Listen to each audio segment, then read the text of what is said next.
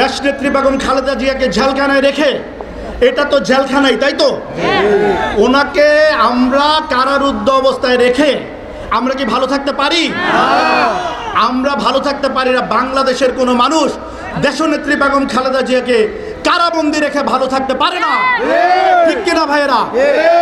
দেখেন, আমরা বলতেছি আমরা আন্দোলন করব, আমরা সংগ্রাম করব, আমরা আন্দোলন সংগ্রামের মাধ্যমে দেশনেত্রী বেগম খালেদা জিয়াকে মুক্ত করব।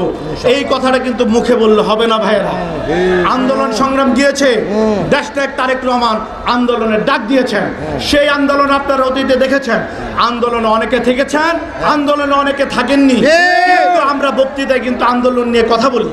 আমি ভাইয়েরা বলতে চাই, আমাদের মধ্যে কোনো ভেদাভেদ নাই, সবাই মিলে আন্দোলন সংগ্রাম করতে হবে এবং সেই আন্দোলনের মাধ্যমে দেশনেত্রী বেগম খালেদা জিয়াকে মুক্ত করতে হবে। আজকে আপনারা ঐক্যবদ্ধ হন।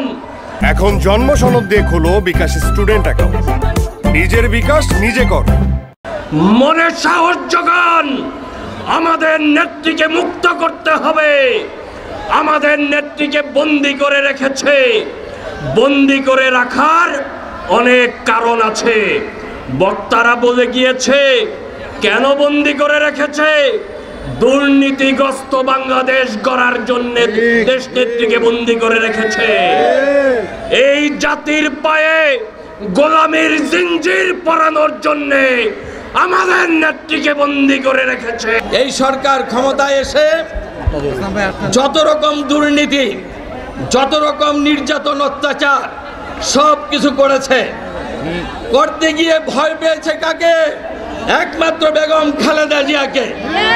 সে যদি আজকে মুক্ত থাকে তাহলে এই চুরি বাটপারি, এই ধরনের রাষ্ট্রীয় অবক্ষয়, রাষ্ট্রকে ধ্বংস করার কাজে তারা থাকতে পারবে না। এখন জন্ম সনদ দিয়ে খোলো বিকাশ স্টুডেন্ট অ্যাকাউন্ট। নিজের বিকাশ নিজে কর। আমাদের নেত্রী দেশনেত্রী বেগম খালেদা জিয়াকে এই সরকারের প্রধানমন্ত্রী, যিনি তার ব্যক্তিগত শত্রু হিসাবে মনে করেন, যিনি এই প্রধানমন্ত্রী তাকে প্রতিদ্বন্দ্বী মনে করে আজকে তাকে তার ব্যক্তিগত আক্রোশ মিটাচ্ছে। আজকে বাংলাদেশে বেগম খালেদা জিয়া একমাত্র নেত্রী, যার নিম্ন আদালতে অল্প সাজা হয়েছে, সেটা কমানোর জন্য উচ্চ আদালতে গিয়েছে, অথচ সেখানে সাজা না কমিয়ে তার সাজা বাড়িয়ে দেওয়া হয়েছে।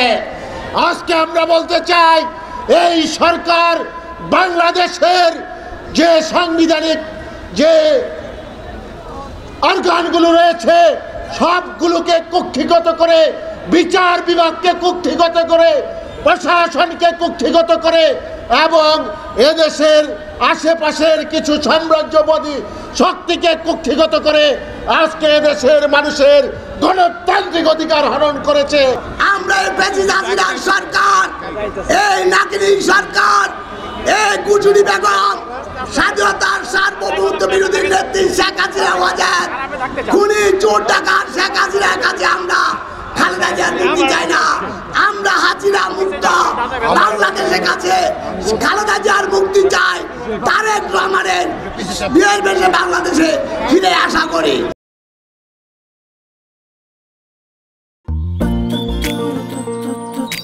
জীবনে এত মেয়ে দেখলাম, কই কোনদিন তো কারোর জন্য এরকম লাগেনি।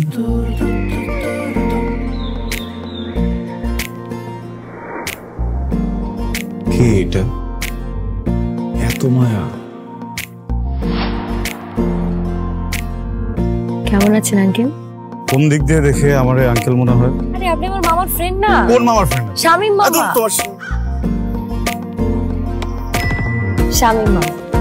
আস্তাগফিরুল্লাহ। কি করছিস তুই? না আমার ভাগ্নি মায়া। আমি নাই মামা। Thank you uncle. এই আগে জানলে আমি জীবনও স্বামীর সাথে মিশতাম না। জীবনের প্রথম একটা আমি ভালো লাগলো, সেইটা নাকি বন্ধুর ভাগ্নি।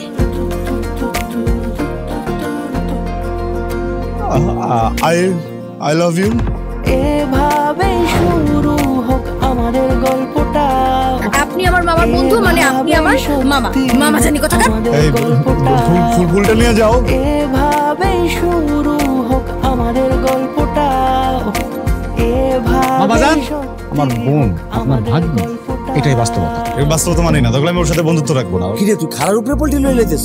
জুতা দেন তোরে। হ্যাঁ জুতাও তো লাগবে এক জোড়া, একটু বাড়াই দিও। হারামজাদা খারাপ। তুমি মন সারাটা সময় কাছাকাছি এলে ভালো লাগে, তাই শুধু কাছে টেনে যা। Thank you uncle.